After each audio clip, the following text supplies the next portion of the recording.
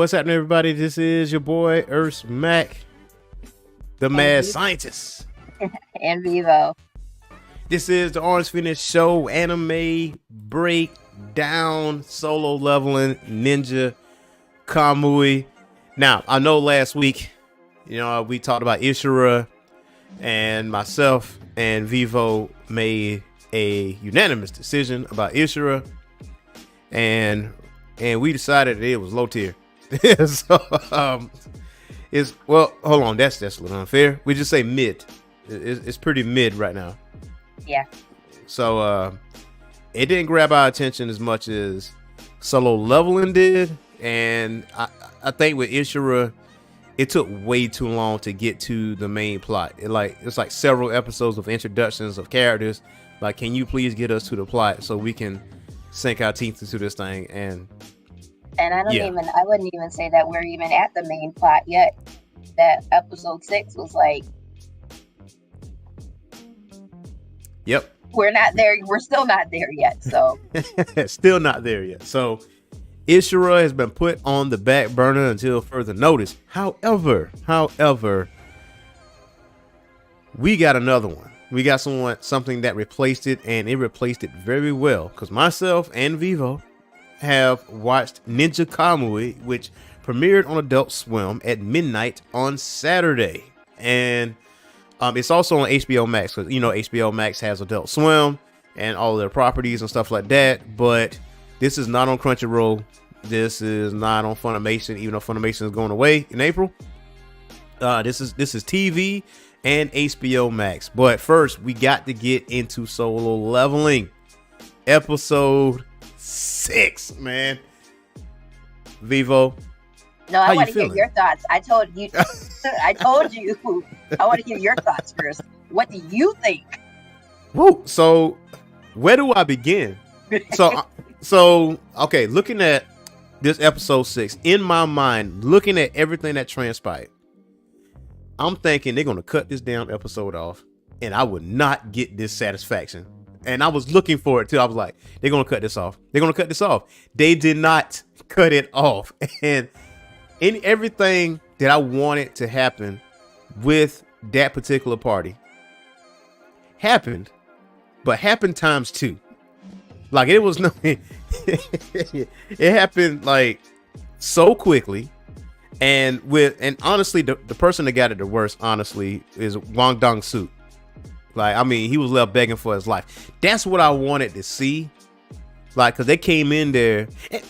So they deserved it. They rightfully deserve it. But let's backtrack for a second. So, Jinu, was stuck going against this giant spider, which he estimated that this is a higher rank boss than the other 2 bosses that he defeated prior. But he still don't feel any kind of fear whatsoever. And again, with the mini menu telling him that his dagger caused paralysis and drain, he realized, and on top of that, he still had some buffs.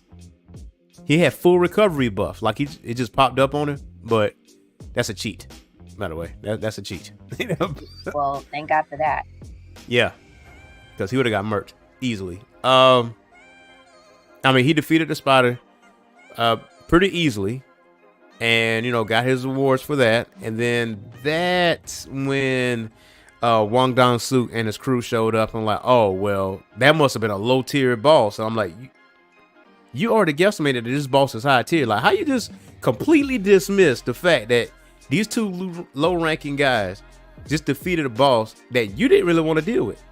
Well, they were attributing it all initially to Gino because of his armor. Like, his armor was super like S tier or something. Well, I'm not gonna say S tier, but it was like super high class armor. So they were like, oh, well, he must have been able to defeat it because of all the gear that he has. Yeah. It wasn't until they fucked around and found out. Thank you. I can say that, right? I'm sorry. Yeah. Yeah. This show is not for kids. Okay. FYI. Yes, man. Listen, Vievo, I wanted you to cut loose for a long time. You can say whatever the heck you want to. But, see that smile on her face, ladies and gentlemen? Like, oh. You see that smile, but ladies and gentlemen? She's like, oh, I can but cut loose. for me, I don't know if you saw or if this reminded, like when Juno like was faced with that new quest, Mm-hmm. and it was like a flip switched. It really reminds me of Kaneki from Tokyo Ghoul. Really? When he reached his limit and just like the flip just switched and he was like a different person. That's true. I think that's what happened for Gino, because you could see the character change, like the personality change from before to kind of after. And I feel like I don't know how it'll be interesting to see how he like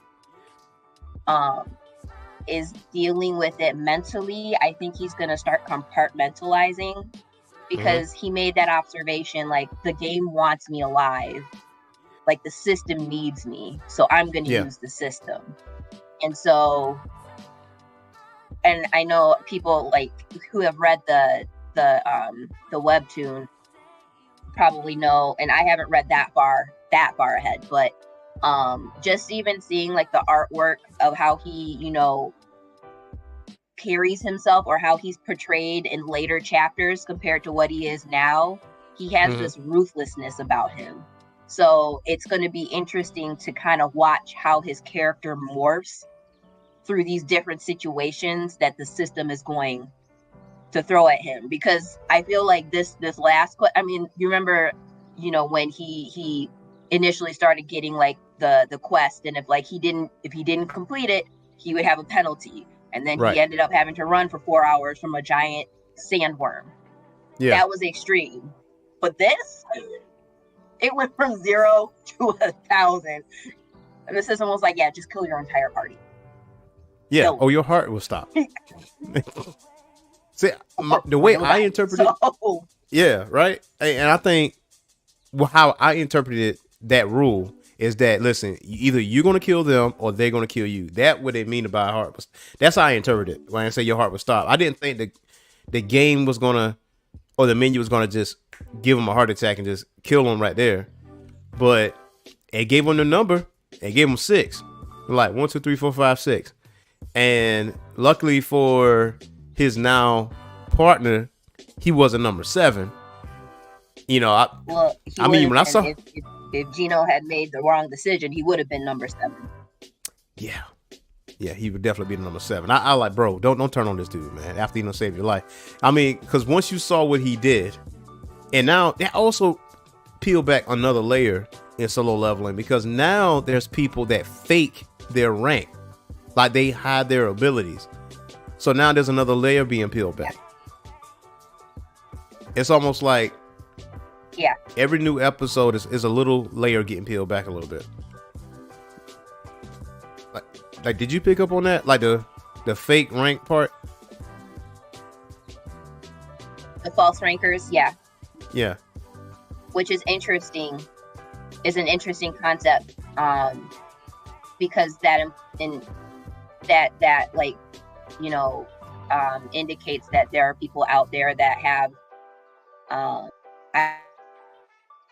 I don't know, mastered manipulation to the point that they suppress their mana. So when they're initially tested, they can be whatever rank they want to be. So I think that's going to be interesting. But what's also interesting is that now we've had this conversation before about whether or not Gino is actually going through a reawakening, and he acknowledged it himself in the anime. He's but he says, well, I don't know if I know what this is. But now I think, you know, now it's actually on the table that what he may be undergoing is a reawakening, which will be interesting to see how it unfolds. Yeah. Now, with these continuing levels that he's achieving, his character, his personality is changing, but he's still clueless. That's one constant that I noticed. That he's like, why is he acting this way? I'm gonna just drink this water, but maybe he's thankful for XYZ, but he's like completely oblivious to everything else. But when it comes to the actual dungeons, yeah, exactly. So it's like when it comes to dungeons, he's focused. Like he's hard-nosed focused. Like he noticed everything around him. He's not oblivious to anything, and he already pegged that. Wang Dong-suk and the party was plotting against him and Jino. And I was like, okay, all right. So he gathered all that, takes out the spider. And the funniest thing to me though, when that D rank guy put his arm around Jinu, and he was like, yeah, man, yeah, we're gonna have to kill you, and then like easily just slit his throat, wham, like blood splatter. Everyone like, wait a minute, hold up, he just sliced this man's throat. Honestly, like I feel like in the webtoon he was a little bit more brutal with it, or they were a little bit more it was a little bit more graphic in the brutality of it all. Yeah, just a tad. Because what was his name? Was it Kuyan? He was the mage. Yeah. And they kind of show him getting like sliced like that, but like from what I remember, when he got sliced, he fell to pieces. So like, and it wasn't just like those 2 slices. It was like he got pieced up. So, but I mean, that was definitely a satisfying moment. Yes. When you see the bad guys actually get their comeuppance. Yes. And happen in one episode. That, like I said in the beginning, that was my main worry. My main worry was they're gonna cut this thing off. Like, please do not make me wait until next week to see these people die. Yeah. Like, and I thought they were gonna split it into 2 episodes at least. Yes. And because I felt it coming, and I was like, man, they're gonna cut this off. But keep in mind, ladies and gentlemen, that this still is TV, even though it is streaming. They edit. I'm pretty sure they edited that X part out, because I interpret it as if the mage got cut in pieces, and I saw the 2 white lines. I was like, okay, he gonna break into pieces. But what's funny about that is that there's other anime that's out there to see people get hacked into pieces anyway. So I'm like, why did you edit that? Like, you shouldn't have edited that. Like, give us the satisfaction, because we are not squeamish as much as if Berserk can do it, you can do it. Thank you. The horrific things that we seen. Yeah, Berserk. The manga, like the black book hardback cover, like the volumes are out right now. I have one. You have one? You have volume 1? I have the first one. Yep. Yeah. I still haven't opened. I haven't opened it yet, like, because I feel it's a collector's edition. So I don't know if I really want to open it to read it, and I just like buy the regular paperback. But it's nice.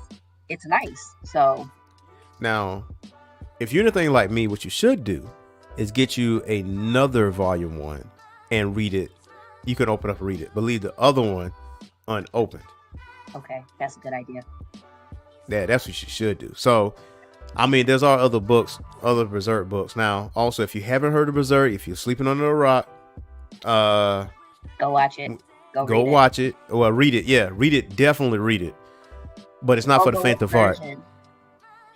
Should they watch the original?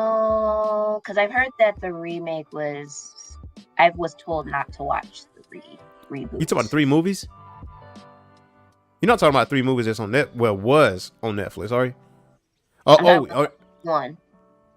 Oh, the one that's on Crunchyroll. That one. Yes. The CGI, sorta. No. They didn't have CGI in that. Yeah, they did. The latest one, it's not really a remake per se. It's a continuation. So it's a certain story arc, and Puck is there, and it's not. It's kind of hard to explain the animation type, but it's not hand-drawn animation. That is for certain. It's okay. It's actually pretty decent if you get around the animation part of it. But I feel like you need to go back to like some sort of hand-drawn animation when it comes to Berserk to finish that thing out. And I know it takes a lot of time for hand-drawn animation. Yeah, I think the one I'm talking about came out in the early 2000s. Those are the movies. It's 3 movies. Those shits, they are good. Mm-hmm. Those are good. Like it's like condensed. No, okay. The one that I'm talking about is the 97 TV series. That's the one that I watched. It ran October 97 to April 98, and it was 25 episodes. Okay, yeah, that's the hand-drawn animation joint. Yeah. Okay, yeah. Now, the 3 movies, like the Golden Egg arc, like pretty much the beginning parts of it, the first 3 parts, those movies are really good. And honestly, I feel like it's better than the original series. Okay. Because it feel like it covers a lot more. There's a lot more graphic, especially certain parts. But again, for the listeners, if you haven't heard of Berserk and you want to read Berserk, don't read it around people. You read that in the comfort of your own home. Don't let nobody be around you. All right? I mean, because they might call somebody on you if they see you reading out in public. So yes, or watching it. Yes, it's very medieval, Game of Thrones-ish, but way more graphic than Game of Thrones could ever wish to be. Yep. I mean, let's just say Guts was born from his mother who was hanging from a tree, and I'm barely scratching the surface. So that's just the start of it. This man has dealt with so much trauma. It is ridiculous, man. From day one. Day one. Please give this man his happy ending. Please. If anybody. Oh my God. If anybody deserves a happy ending, it's Guts. Okay? This man been through too much. But yeah, so with Solo Leveling, like I really did love this episode, episode 6. It was a comeuppance episode.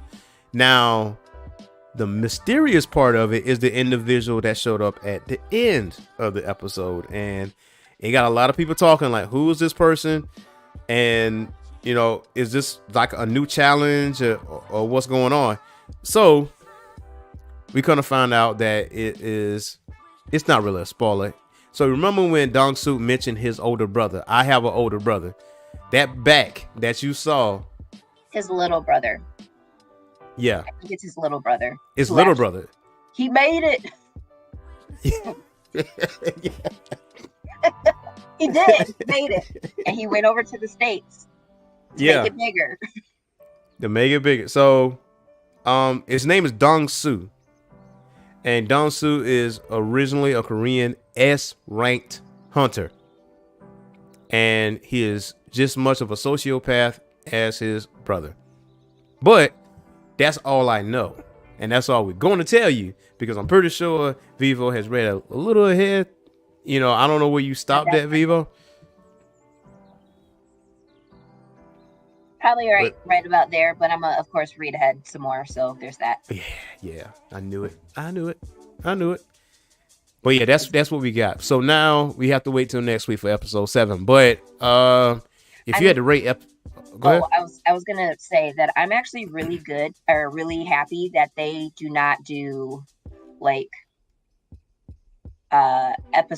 next episode spoilers, or like they give you previews of what I actually really like that, because it keeps the people guessing. So yeah. But if I were to rate it on a scale of 1 to 10, out of everything that we've seen so far,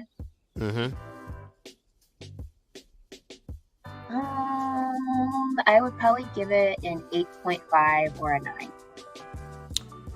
Yeah, I'll say about the same, mainly because of what happened in episode 6. Because yes, I thank them so much for giving us that in one episode, in one sitting. Because don't keep teasing us, all right? Don't keep doing that. Because you said last week when we covered episode 5, like, look, just wait, because it's gonna get real intense. It's gonna get real intense. Like hopefully by the next episode, if not the next one after that. But gladly. I'm sorry. Like when old boy walked up to him and then leaned on him and was in the middle of his monologue, and he was just like, whoop. Right. I was like, damn. Where did that knife come from? Like, bro, you didn't see it? I'm like, y'all asking where the knife came from, but your boy's head is on the ground. So on the ground. You're worried about the wrong thing right now. Listen, it wasn't even like an arm stroke. He just flicked his wrist and his head was gone. Like, you know how disrespectful that is?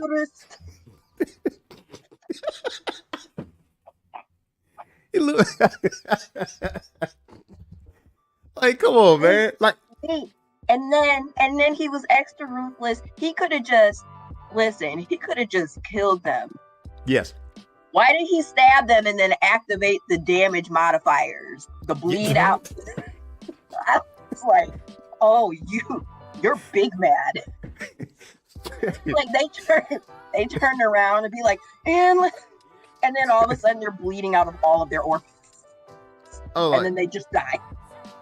And he did this while his back was turned to them and he was looking dead in Dong-Sook's face. He was like, yo. Yeah, you're next. The way he disrespected him was beautiful. Chef's kiss. Yes. Because Dong-Sook squared up, and he squared up real hard, calling up his reinforcement. And Jinu literally grabbed him by his forehead and put a stop to it immediately. Like, Dong-Sook didn't even know what happened. Like, he remembered the face palm and then staring up at the top of the cave. Like, did he just smash me? Like, what just happened? Like, you about to die is what's gonna happen. It's like, he's like, yo, spare my life. Gino 3 times. You've tried to kill me 3 times. And now you're asking for mercy. He's like, you know who my brother is? I don't give a damn. I don't care about that. I just want your head. And for that, he did do a full hand stroke for that one. But again, the most disrespectful kills, but I think we agree, the flick of the wrist and your head is gone. Like, that means you have no neck muscles whatsoever, fam. Like, you have no kind of resistance. And like, I couldn't fathom that. The minute I see my partner's head get lopped off and I didn't see his arm just go up, I just see him do this one right here. I'm like, all right, we gonna head out. Well, hey, anybody got an escape spell? Let's get this. Teleportation stone immediately. Like, let's get out of here right now, because we definitely went around to find out. Been interesting. Like, if they did have a teleportation stone and they teleported out of the dungeon, I wonder if that quest would have adjusted or required him to follow them and track them down and then kill them. That would have been interesting. Yeah. And the fact that you can get away with that joint, because after they left the dungeon, you know, the young lady, she was like, so everybody died except for you two? Yep. Even she was like, well, it must be, your armor. And she attributed all to his, Geno's armor and the sword and all that kind of stuff. Geno's just like, yeah, that's what happened. Yep. Everything I mean, if I was in his position, I was like, yeah, that's what happened, fam. That's what happened. I mean, because my mind is like Genu. It's like, listen, they try to kill me, so why do you show them any kind of respect? Them jokers, like, had plans. We gonna go to his funeral because that would be disrespectful if we don't be there. Like, because they've done it before. We got to pull up to that funeral. Didn't take that armor though. Like, we gonna take all that. Like, they had this thing planned out like way in advance. So what they got, they deserved it. Like, and speaking of deserving to die, deserving to get killed, we gonna jump into the newest anime series, Ninja Kamui, which is on Adult Swim. Again, you can't find this on Crunchyroll. This was a midnight premiere, and I do like that feeling of you have to come watch TV instead of like waiting, instead of going to a streaming service. Because if you wait on HBO Max, which does have Adult Swim, I want to say you have to wait a day. You have to wait like the next day to actually watch it. Because I tried to watch it on HBO Max at midnight on Saturday and I couldn't watch it. So I had to like wait like the next day. But I do like that feeling though, because it goes back to the old Toonami days, the old Adult Swim days. You had to, get your popcorn, get your snacks, get comfortable, and just, get, yeah. I didn't see the premiere. I'm old. I knocked out. I'm sorry. So, I watched it on the Adult Swim website. They have it up. They have the dub version and the sub. Yeah. Which one did you watch?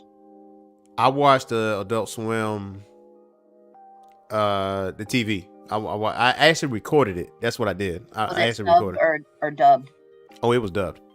Oh, how was the dub? Because I watched the sub. The dub is actually really good. Okay. The dub is actually really good. I mean, when I tell you, listen, Ninja Kamui applied depression, they applied depression. Like, that is how you do a first episode. That opening scene. Completely unexpected. Fight. I was like, yo! You thought that was the main character, didn't you? Nah. For a second. Yeah. Like, I was like, he handling the like side of the neck. A kunai on the side of the neck, man. I was like, yo, this right here is one of the most ridiculous things I've ever seen. But a part of me kind of felt like he was going to die, because when he was in the subway, he was sweating.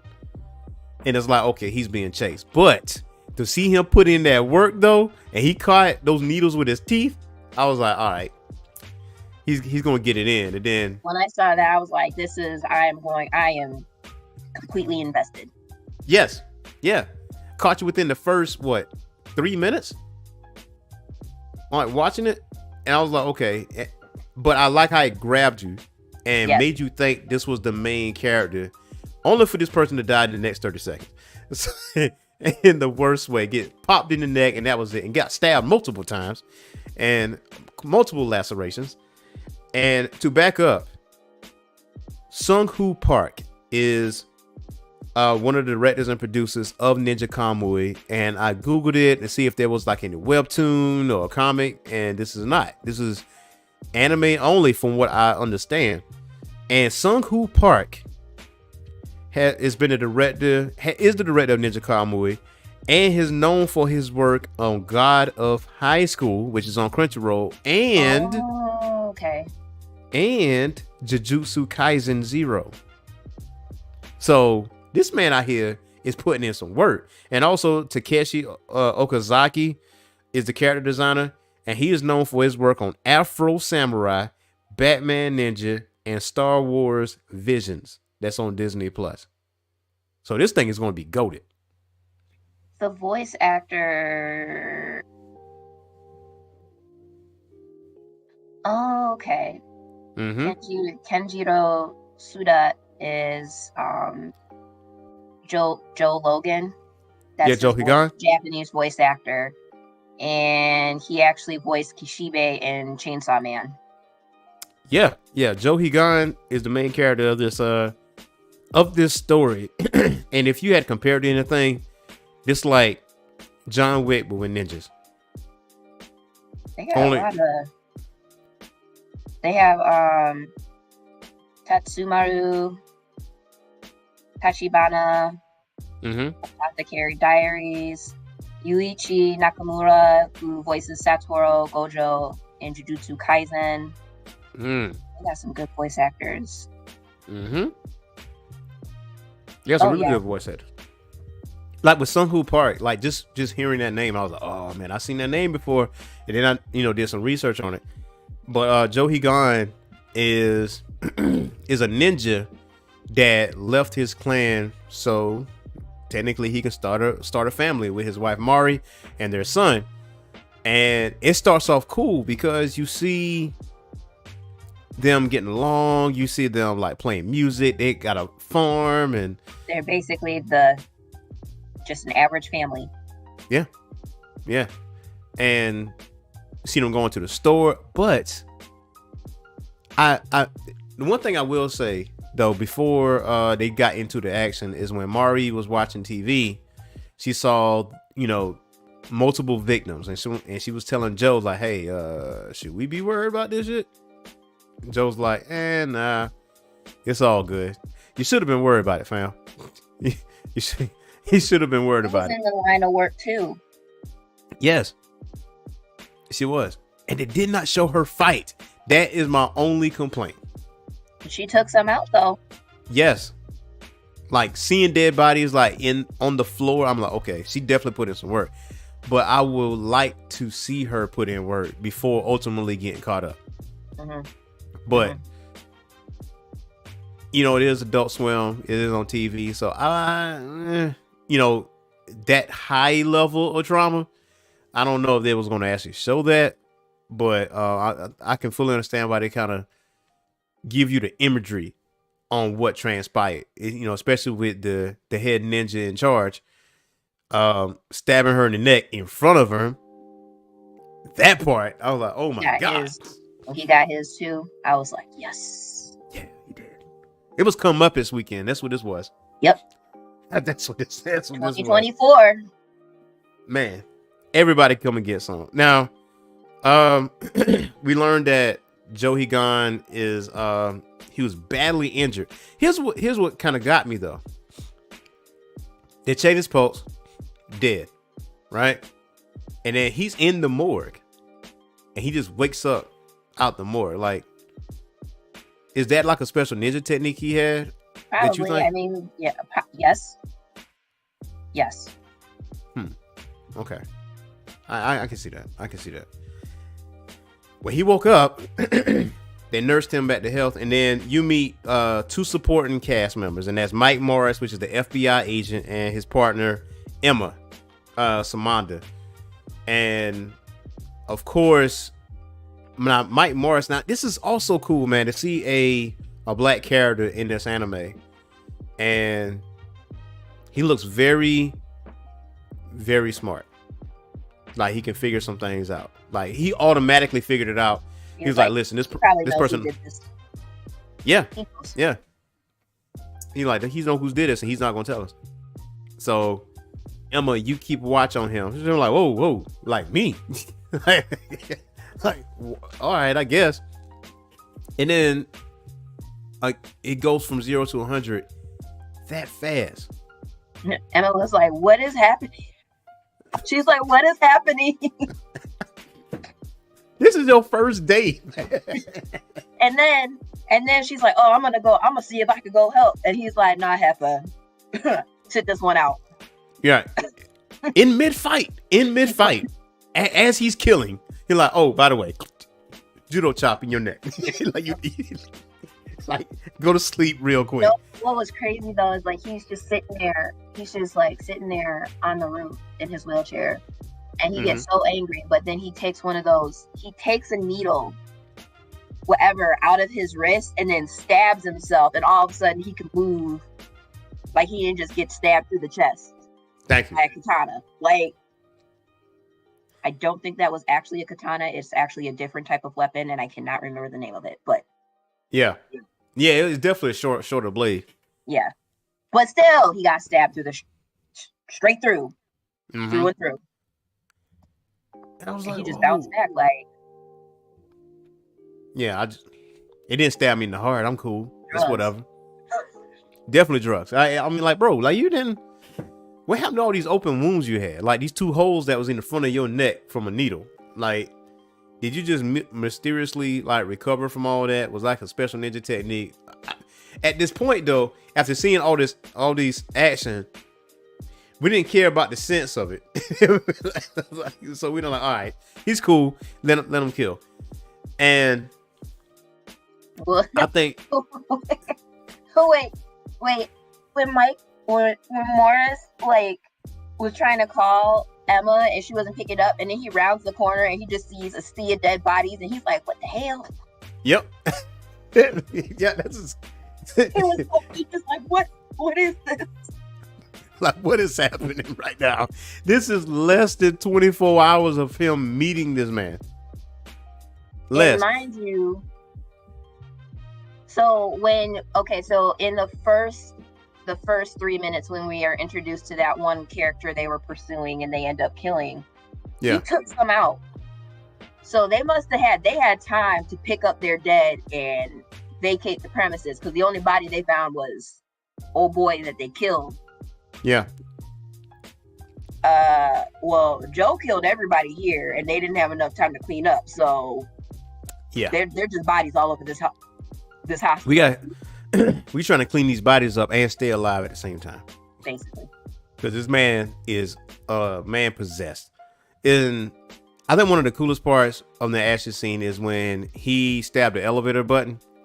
And it's kind of like everybody else was in the elevator. It's almost like he casually walked in there, but as he was beating the ass, and he was chopping them up, and then by the time he was done, doors open, more ninjas showed up, and like, oh, they're dead. So when I saw them step back a little bit, I was like, okay, they're scared now.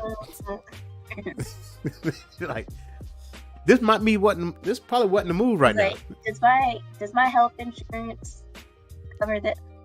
Nope. Do I have a death benefit? That's probably what they were thinking. Yeah. Now, I wasn't expecting the head ninja to die in the first episode. This is the same guy that actually killed his wife and kid. And like, you looked in this man's face as he killed, his wife and kid, and I was like, damn, he died in the first episode. So obviously there's bigger fish, because from what I read in the synopsis is that when he witnessed that tragedy, he's going back to kill the clan that he left. So it's not just that head ninja. He's trying to take out the entire clan. I'm here for all of that. And how you going to get there? It's 12 episodes long though. So for 12 weeks. It's like what is that? Blood in, blood out. Yeah. That's exactly what it is. Like, you left us. You betrayed us. You started a family and crap. With the kid, we're going to take that away from you. And kill you in the process. But and also, part of me feels like they sent all of these guys after him, not really knowing his full capabilities. Yeah. I think that they tried to, well, maybe they did, and that's why they sent so many. Yeah. But I still feel like they were woefully ill-equipped to deal with him. Yeah. And they were, as we saw. And speaking of abilities, man, listen, when he did that black smoke for the first time, I'm like, oh shit, like ninja technique. I was like, yo, he started doing the hand movements. I'm like, oh my god, just Naruto. I'm like, oh my god. Yes, that was sweet. I was geeking, man. I was like, oh my god. He kept using it willfully. I'm like, clear, there's no limit to this. And he keep popping out of the smoke. I was like, okay. Keep it coming, keep it coming, keep it coming. Oh, he scared the head ninja guy. He like disappeared and reappeared behind him, and the guy was like, "Oh, yeah," and got him. I'm like, "Yep, you can die at any moment, anytime." But it's almost like as much stuff that's happened in that first episode, it ended like quickly. I was thinking like, man, could you give us like a 45-minute premiere? You know what I'm saying? But it would have been like an hour. I would have sat there happily and watched that entire hour. Yeah, no doubt about it. It's now when I saw him go back to the house and he used that pipe to break open that wall and he sees all the stuff that's in there, that reminded me of John Wick. So John Wick, yep. Yeah, I was like, okay. Sun Ku, the director and the person that created Ninja Kamui, clearly is inspired by John Wick, but putting their own personal spin on it with Ninja. I mean, if you were to think about it, Ninja Assassin is also, also very similar to that. So I was like, okay, that's pretty dope. That's pretty dope. So, you see him burn his house down. Then you see him put that iconic red mask on, and you see his eyes like glowing red, and then the ending theme, like, it got you so hyped. I was like, yo, this is so tight. But what you thought about that ending? I'm ready for the episode 2. I want to watch it over and over again. I'm not even gonna hold you. Yes. Like the finale. Whenever they get to the finale, it has to be a movie. Let it be a movie.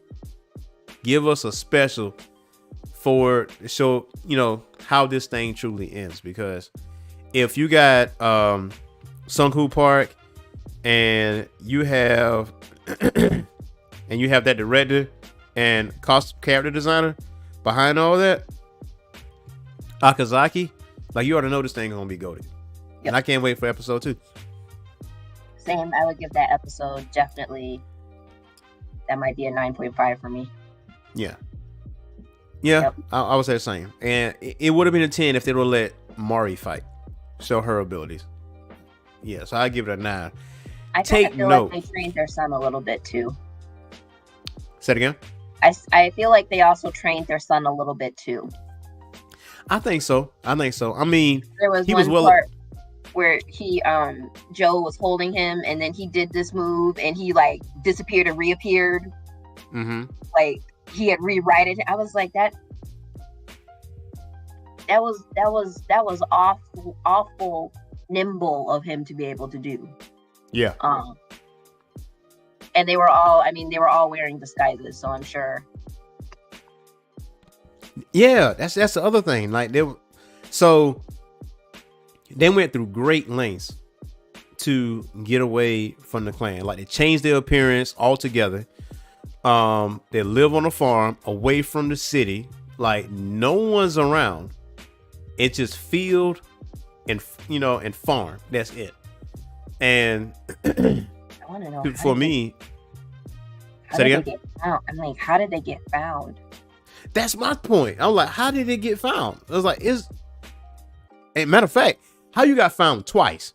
How did they know you was alive in that hospital for you to sit out there and ninjas just show up? Uh-huh.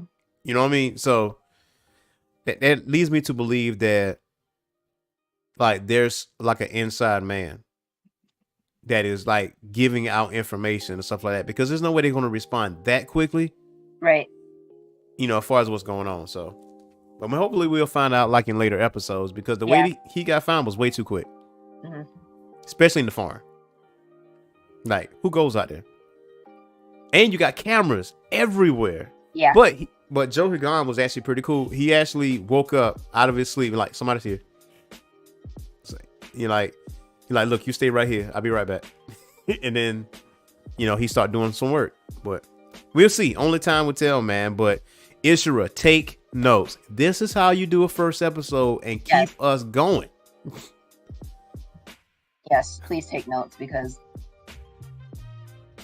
please. Yeah. Damn it, Ishura, man. We had high hopes for you. That first episode had us, and then I will monitor the developments. I will continue to monitor. Yeah. But I had to actually draw out a diagram of who was who and who had allegiance to who. And at the end of the day, I'm like, so who am I rooting for? Lithia? Or is that who I think I'm going to root for? Lithia? Yeah. Mm-hmm. But it was way too convoluted. Yeah, it was too much. It was too much at the beginning, and then you gotta try again, Ishura. Yeah, they could have went about that differently. It'll come back to us. Hopefully we'll get back to it. Hopefully when business pick up, we'll revisit. But for now, it's gonna be Solo Leveling and Ninja Kamui. So we had, of course, we got an anime recommendation at the end of each episode, and anime recommendation for today and for this week is Free Ren Beyond Journey's End. It's so good. I love it so much. If you like adventure anime, you'll like this one.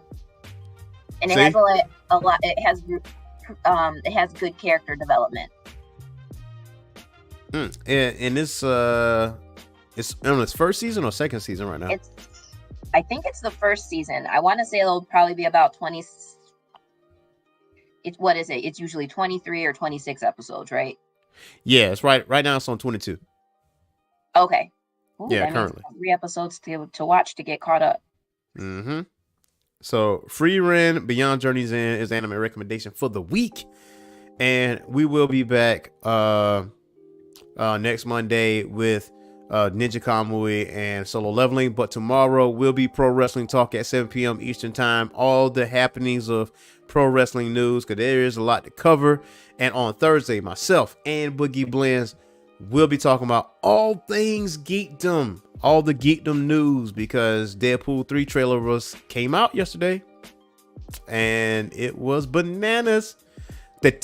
What's funny about it, the teaser was on Super Bowl commercial, right? But the full trailer was on like Twitter and YouTube and stuff like that, because it was Red Band trailer. So obviously they can't show it on TV. But there's a lot of blood splatter and an F-bomb or two. Thank you, Disney. Thank you. Oh, I will say that if you have not already checked it out, go and see American Fiction. I've heard that thing is so dope. It is great. It is a great movie. Who is it? Jeffrey Wright, Tracy Ellis Ross, Sterling K. Brown. I know I'm missing Issa Rae. Is Erica Alexander in it? Yes, I believe so. Oh, I think so. All right. Yep. Yeah, I love me some Erica Alexander. Yeah, I'm about to look at the. Let me look. Okay. Yep, So Erica Alexander. Okay. Now, is she American Fiction? Is that in theaters right now? Yes, it is. Okay. And here's the funny thing, right? I don't see any advertisements about it. Advertisements about it. Okay. American. Yeah, I had no idea about it. It was my I was told about it, and so I was like, yeah, let's go see it. And I wasn't expecting to enjoy it as much as I did. It was really funny. It was good. Wow. So, okay, so it's not playing at Regal Cinema, so it's going to be at Spotlight Cinema here in Columbia, South Carolina. And that was funny because it's a black-owned movie theater that's available. That's available at. So, yeah, I'm gonna go check that out. American Fiction. I'm gonna definitely go check that out. But that is our show for today. Do not forget to hit that like and subscribe button and that notification bell to get notified on all of our live shows. And also continue to support us on our Patreon. And I will see you tomorrow night at 7 p.m. Eastern Time for Pro Wrestling Talk. So until next time, y'all. Peace. Bye, y'all.